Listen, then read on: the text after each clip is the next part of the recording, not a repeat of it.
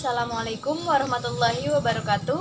Perkenalkan, nama saya Halimatus Sadiah, NPM 20222015, kelas A11, Prodi Teknologi Pendidikan, Fakultas Keguruan dan Ilmu Pendidikan, pada mata kuliah Perencanaan dan Pengembangan Kurikulum Diklat, dan dosen pengampu Ibu Suryaningsih MPD. Baiklah, saya di sini akan mempresentasikan hasil analisis saya. Contoh tentang kurikulum pendidikan dan pelatihan.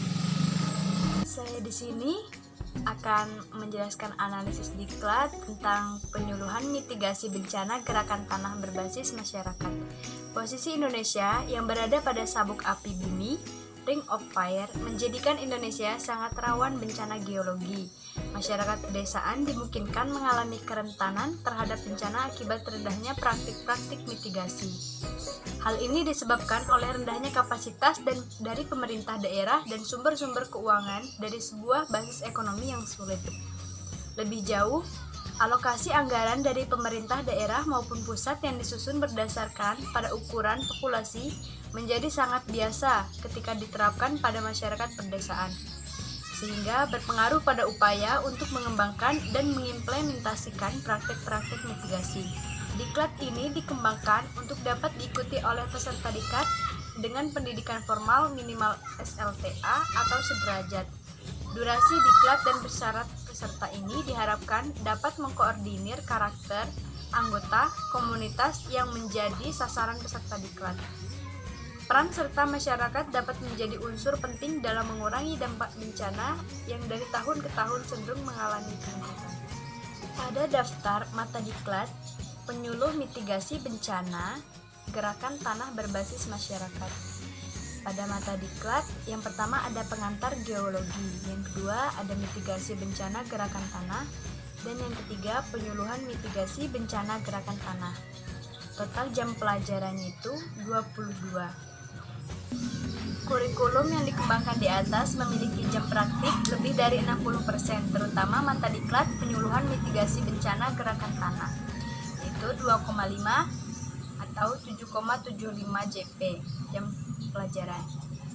Mata diklat tersebut memiliki bobot lebih besar dibanding mata diklat lain karena kompetensi inti yang ingin ditingkatkan melalui program diklat ini adalah kompetensi menyuluh. Hal ini dimaksudkan untuk memberi pengalaman kepada para peserta. Rencana mengajar yang disusun oleh para pengajar dengan merujuk pada kurikulum yang dikembangkan menunjukkan adanya kesempatan peserta mengalami pengalaman nyata sebagai penyuluh. Konten penyuluhan yang ditampilkan dalam mata diklat, pengantar geologi, dan mitigasi bencana gerakan tanah dapat dikembangkan lebih lanjut secara mandiri oleh peserta maupun melalui keikutsertaan dalam diklat. Peserta yang dimaksud dalam kurikulum diklat penyuluh mitigasi bencana gerakan tanah adalah komunitas masyarakat. Tujuan diklat itu, penelitian ini dilakukan untuk mengetahui proses pengembangan kurikulum diklat yang tepat untuk meningkatkan kompetensi dalam mitigasi bencana geologi berbasis masyarakat. Tujuan khusus umum diklat, kompetensi yang diharapkan setelah mempelajari materi pencegahan dan mitigasi diharapkan peserta diklat mempunyai pemahaman dan pengetahuan dalam mengidentifikasi cakupan lokasi bencana dan dampak kerusakan yang akan timbul serta mempersiapkan langkah-langkah pencegahan dan mitigasi. Setelah mengikuti diklat ini, peserta mampu melakukan penyuluhan mitigasi bencana gerakan tanah. Berdasarkan hasil uji coba di atas terhadap kurikulum diklat penyuluh mitigasi gerakan tanah berbasis masyarakat tersebut, yaitu nilai praktik menyuluh perlu mendapatkan perhatian dan dipertimbangkan untuk dilakukan peninjauan ulang terhadap silabi dan rencana mengajarnya. Perubahan-perubahan juga perlu dilakukan mengikuti hasil pre-post test, terutama elemen-elemen kompetensi tertentu yang belum dapat dijawab benar oleh lebih dari 60% populasi peserta diklat.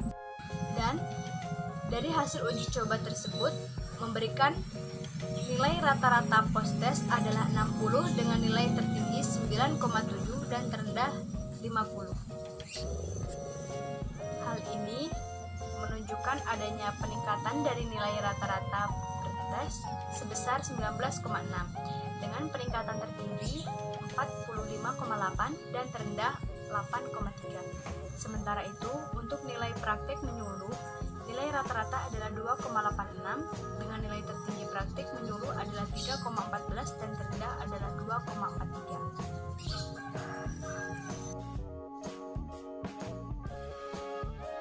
Penambahan jam pelajaran dilakukan pada hampir seluruh mata pelajaran, terutama pada mata diklat, penyuluhan mitigasi bencana gerakan tanah. Penambahan alokasi waktu pada mata diklat tersebut diberikan untuk praktik menyusun rencana menyuluh dan microteaching sebelum praktek menyuluh. Hal ini diharapkan dapat meningkatkan kemampuan peserta dalam melakukan praktik penyuluhan. Sementara itu, penambahan jam pelajaran mata diklat pengantar geologi, terutama pada jam praktik di kelas untuk struktur geologi, dikenal dengan penambahan pelajaran melalui penggunaan maket model geologinya. Mata diklat mitigasi bencana gerakan tanah juga diberikan penambahan jam pelajaran teori dan praktik hampir 2 kali lipat sebagai respon temuan masih lemahnya wawasan mitigasi sebagai konten dalam praktik menyuluh. Deskripsi singkat pada uji coba penyuluhan di atas. Pencegahan dan mitigasi disusun berdasarkan jenis dan karakteristik bencana yang muncul sehingga peserta diklat mampu dan mempunyai pengetahuan dalam mengidentifikasi cakupan lokasi bencana dan dampak kerusakan yang akan timbul serta mempersiapkan langkah-langkah pencegahan dan mitigasi tersebut. Keuntungan pelaksanaan diklat bagi masyarakat yaitu pembangunan kepercayaan diri dan peningkatan kemampuan dalam persiapan menghadapi bencana. Lebih jauh, perlibatan masyarakat juga akan menghasilkan solusi-solusi praktis dalam mitigasi bencana yang lebih efektif dan berkelanjutan. Sekian presentasi yang dapat saya jelaskan. Terima kasih. Wassalamualaikum warahmatullahi wabarakatuh.